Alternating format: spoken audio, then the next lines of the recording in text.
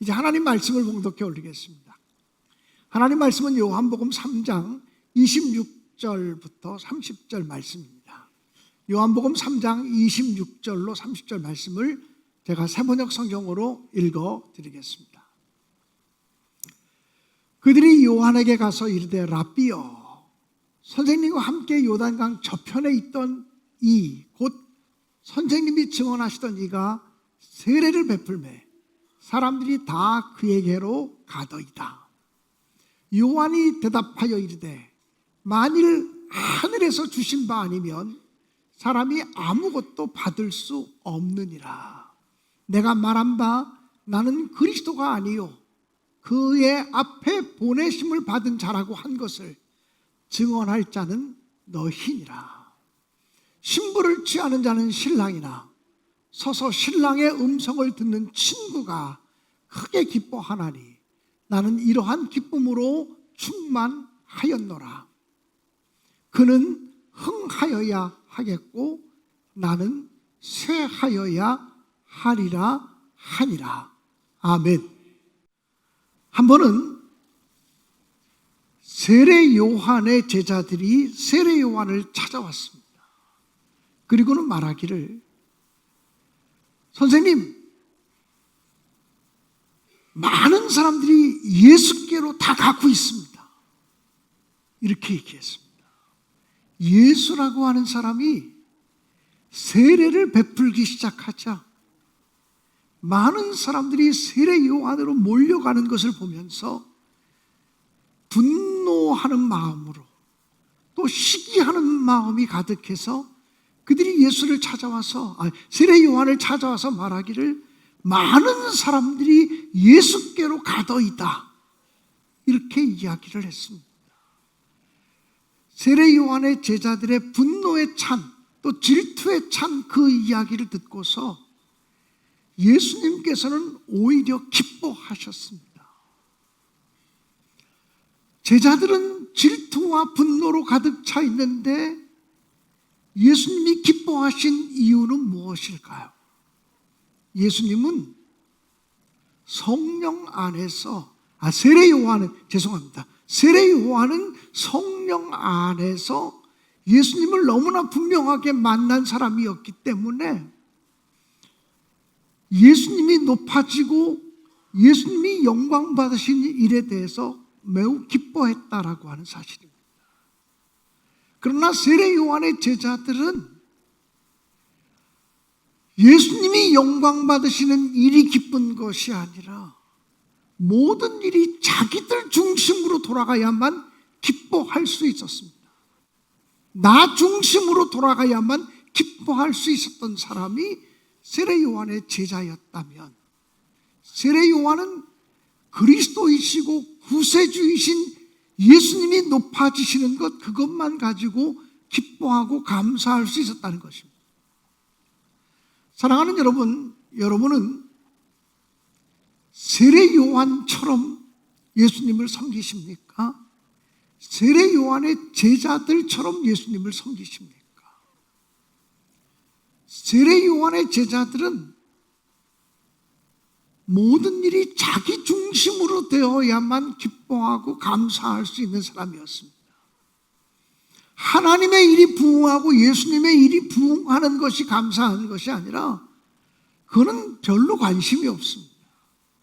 그 일이 내 중심으로 이루어지느냐 내 중심으로 되어지지 않느냐를 따라서 기뻐할 수도 있고 불평할 수도 있는 사람이 바로 세례 요한의 제자들이었다는 것입니다.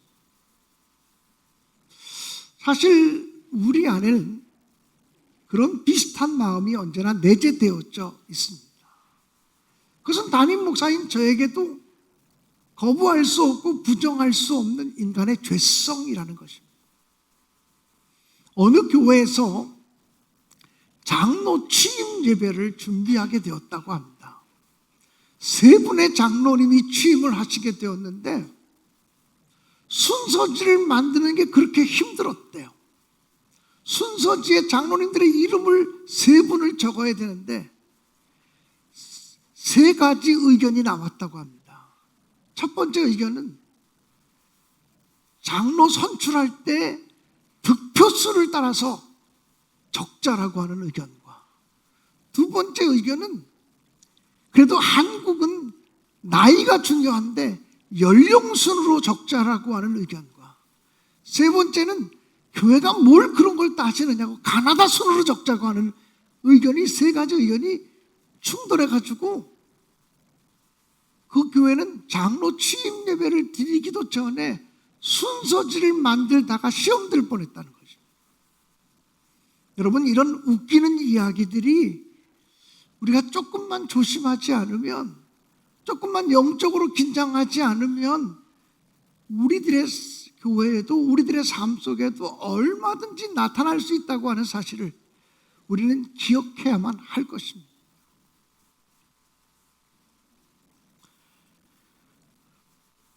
한 번은 예수님의 제자들이 모여 있는 자리에 야고보와 요한이라고 하는 제자의 어머니가 찾아왔습니다. 그리고는 그 야고보와 요한의 어머니가 예수님께 부탁을 했습니다. 예수님께서 왕으로 등극하실 때에 우리 두 아들이 하나는 예수님 우편에, 하나는 예수님 좌편에 앉게 해 주십시오 라고 부탁을 했습니다. 마태복음에 나오는 이야기인데요, 어쩌면 야고보와 요한의 어머니는 치맛바람을 일으킨 성경에 기록된 첫 번째 여인이라고 생각이 되어집니다. 예수님을 찾아와서 예수님이 왕으로 등극하시는 그날에 우리 아들 두 명이 예수님 좌우편에 앉게 해달라고 부탁한 것입니다. 근데 그 이야기를 듣고서 예수님의 제자들이 흥분했고, 예수님의 제자들이 분노하기 시작했고, 예수님의 제자들 가운데 다툼이 시작되었습니다. 정말 예수님이 왕으로 등극하실 때 누가 예수님의 오른쪽 왼쪽에 앉을 거냐, 이 문제를 가지고 그들이 다투기 시작했습니다. 그때 예수님께서 뭐라고 말씀하신 줄 아십니까?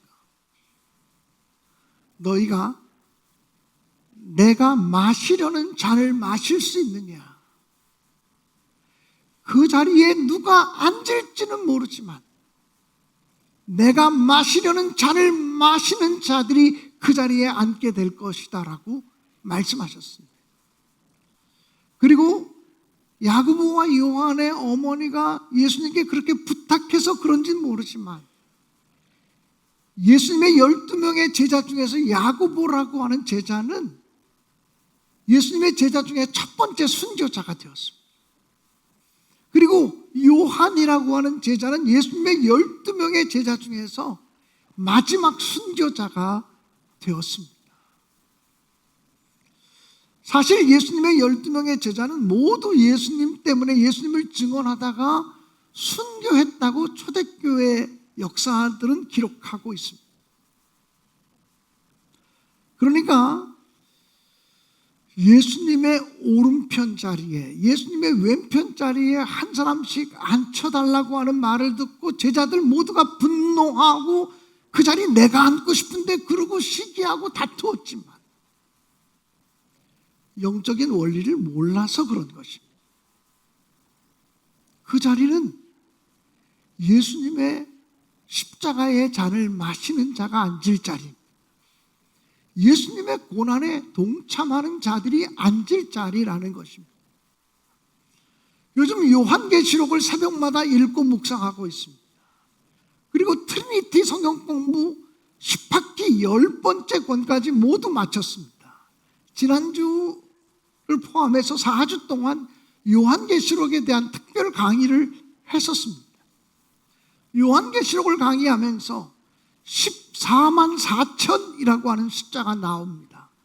이단 종파에 속한 사람들은 24만 4천이라는 마지막에 구원받을 백성들의 숫자가 자기 교회에 오는 사람, 자기 종파에 오는 사람, 그 사람들이 구원받을 것이라고 이야기할 때가 많습니다.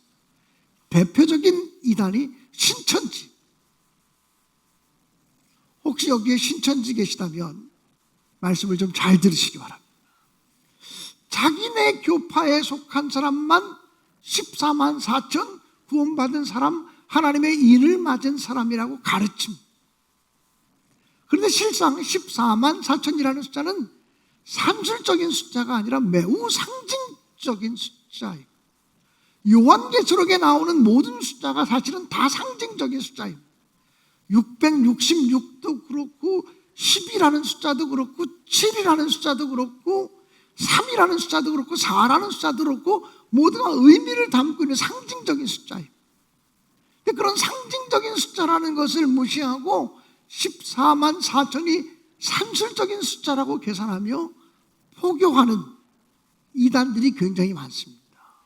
옛날에 전도관도 그랬고 통일교도 그랬고 대부분의 한국에 등장한 이단 교파들이 14만 4천을 산술적인 숫자로 보았습니다. 요한계시록을 강의하다 보니까 그 14만 4천은 헤아릴 수 없는 큰 무리라고 되어져 있습니다. 구원받은 헤아릴 수 없는 큰 무리들인데 그들은 환난에서 나오는 자들이라고 기록이 되어져 있습니다. 환난과 고난과 역경을 이겨내며 승리한 믿음의 사람이다 라고 기록이 되어져 있다는 거예요. 예수 그리스도의 이름을 위해서 수고한 사람들, 예수 그리스도의 이름을 위해서 환난받은 사람들, 예수 그리스도의 이름을 지키다가 핍박받은 사람들, 그들은 큰 환난으로부터 나오는 사람들이라고. 주님의 좌우편에 앉을 자들이 누구라고요? 바로 그런 사람들이라고요. 그러므로 제자들이 그 사실을 알았다면 요한의 어머니가 와서 우리 두 아들이 주님의 오른쪽과 왼쪽에 앉게 해주세요라고 말할 때 그렇게 분노하고 시기하고 질투하고 그러지 않았을 것입니다. 오히려 그 자리가 죽음의 자리인데, 그 자리가 순교의 자리인데, 그 자리가 고난의 자리인데 그 자리를 앉겠다고 말하는 그들을 끌어안고 축복해 주었을 것입니다. 사랑하는 여러분, 우리가 예수님을 정확하게 알지 못하면, 그리스도 예수님을 정확하게 알지 못하면 우리는 오랫동안 예수를 믿어도 그리스도 중심이 아니라 나 중심으로, 자기 중심으로 신앙생활을 하는 것을 멈출 수가 없다라고 하는 사실입니다. 18세기 영국의 부흥운동이 일어날 때 런던에서 가장 유명한 세 분의 목사님이 계셨습니다. 그 유명한 설교자였던 스펄전 목사님이라는 분, 침례교 목사님이었습니다. 그리고 웨스트민스터 교회의 캠벨 몰간 목사님, 그리고 F.B. 마이어라고 하는 세 분의 목사님이 영국의 부흥운동을 주도하던 목사님들이었습니다. 그런데 그 세 분이 서로 교제하며 친하게 지냈지만 서로 교회가 부흥되면서 경쟁심을 갖기도 했습니다. 어느 날 F.B. 마이어라고 하는 목사님이 스펄전 목사님의 교회는 불같이 부흥하고 캠벨 목사님의 교회도 불같이 부흥하는데 자기의 교회는 그렇게 불같이 부흥하지 못하는 것을 보면서 평상시 그렇게 친하게 지냈던 두 분 목사님에 대해서 시기하고 질투하는 마음이 생기기 시작했습니다. 그래서 그는 어느 날 하나님께 기도하면서 이렇게 기도했습니다. 하나님, 내 마음이 편하지 않습니다. 내가 지금 스펄전 목사님과 캠벨 몰간 목사님을 시기하고 있습니다. 목사로서 합당한 마음이 아닌 것 같습니다. 하나님, 내 마음속에 시기와 질투를 제거해 주세요. 그렇게 오랫동안 기도했는데 시기와 질투심이 사라지지 않았습니다. 어느 날 하나님께서 자기 마음속에 기도를 바꾸라, 이렇게 말씀하시는 것 같았습니다. 기도를 바꾸라. 그러면서 그의 마음속에 시기심을 없애달라고 기도하지 말고 그 두 목사를 축복하는 기도를 하라고 말씀하셨습니다. 그래서 그때부터 이 F.B. 마이어 목사님이 기도할 때마다 하나님, 스펄전 목사님을 축복하시고 스펄전 목사님이 목회하는 교회를 축복하여서 차고 넘치게 해주십시오. 하나님, 캠벨 몰간 목사를 축복하시고 그의 교회를 차고 넘치게 해주십시오라고 기도하기 시작했습니다. 주일날이 되면 하나님 스펄전 목사님의 교회에 수없이 많은 사람들을 보내주옵소서, 캠벨 목사님이 섬기는 교회에 수없이 많은 성도들을 보내주셔서 그 자리가 차고 넘치게 해주십시오. 그래도 혹시 남는 사람이 있으면 저희 교회도 좀 보내주십시오. 이렇게 기도하기 시작했습니다. 그런데 이상하게 그렇게 기도하기 시작하면서부터 시기심과 질투심이 사라지고 정말 그분들을 진심으로 축복하는 마음을 갖게 되었다는 거예요. 사랑하는 여러분, 우리 신내교회가 부흥하려면 어떻게 되는지 아십니까? 이 지역에 있는 교회들이 다 부흥해야 돼요. 지역에 있는 교회들이 다 부흥하고 다 성장하고 말씀으로 충만하면 이 지역이 변화되면서 이 지역이 새로워지면서 우리 교회의 부흥이 자연스럽게 따라오는 거예요. 정말 중요한 것은 이 지역의 부흥이 일어나야 되고, 신내동의 말씀의 부흥이 일어나야 되고, 이 중랑구의 성령의 부흥이 일어나도록 함께 기도하시기를 주님의 이름으로 간절히 축복합니다.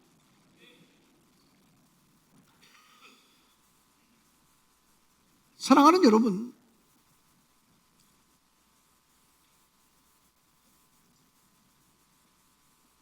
예수님의 제자는 아니지만 기독교 2000년 역사 속에서 가장 탁월한 전도자가 있다면 바울 사도일 거예요. 근데 빌립보서에 보면 정말 기가 막힌 이야기가 기록이 되어져 있습니다. 십자가 복음을 증거하다가, 그리고 예수 그리스도의 부활의 복음을 증거하다가 바울 사도가 옥에 갇히게 되었습니다. 바울 사도가 옥에 갇히니까 안타까운 마음을 가진 성도들이 더 열심히 하나님의 교회를 섬기게 되었습니다. 바울 사도가 계시지 않는 동안 우리가 더 열심히 하나님의 교회를 섬기고 전도해서 하나님의 교회의 부흥을 이루자라고 그렇게 선한 마음으로 복음을 증거하는 사람들이 생겼습니다.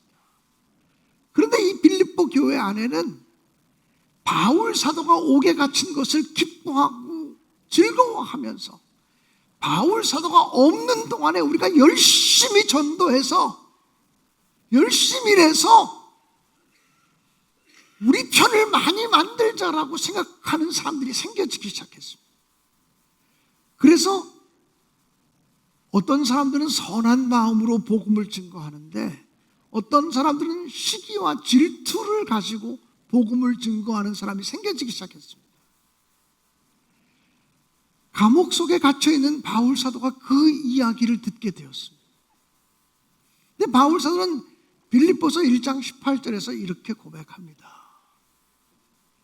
참으로 하나 외모로 하나 어떤 방법으로 하든지 전파되는 것이 그리스도라면 나는 기뻐하고 또 기뻐하리라. 이게 우리와 달랐던 바울 사도의 신앙입니다. 우리가 배워야 되는 바울 사도의 믿음입니다. 참으로 하든 외모로 하든 전파되는 것이 그리스도라면 나는 기뻐하고 기뻐하겠다고 고백합니다.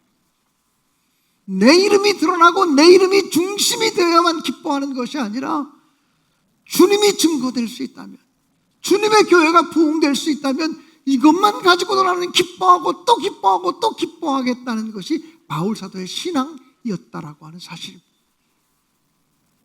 사랑하는 여러분, 우리는 이러한 바울 사도의 믿음을 배울 수 있게 되기를 주님의 이름으로 간절히 축원합니다.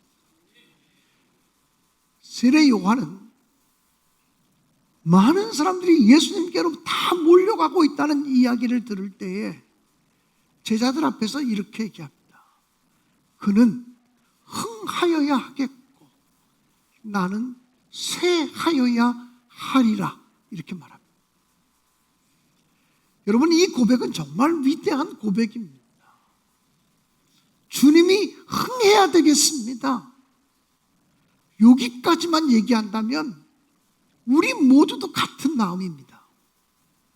정말 주님이 흥하고 주님의 교회가 흥하고 주님의 나라가 흥해야 되겠다고 하는 데는 반론의 여지가 없습니다. 그런데 세례 요한의 고백은 거기서 멈추지 않습니다. 나는 쇠하여야 하리라고 말합니다. 여러분, 우리는 이 점에 대해서 동의가 잘 되어지지 않습니다. 주님도 흥하고 나도 흥하면 얼마나 좋을까? 왜 주님이 흥하는데 나는 쇠해야 돼? 이런 마음을 갖게 됩니다.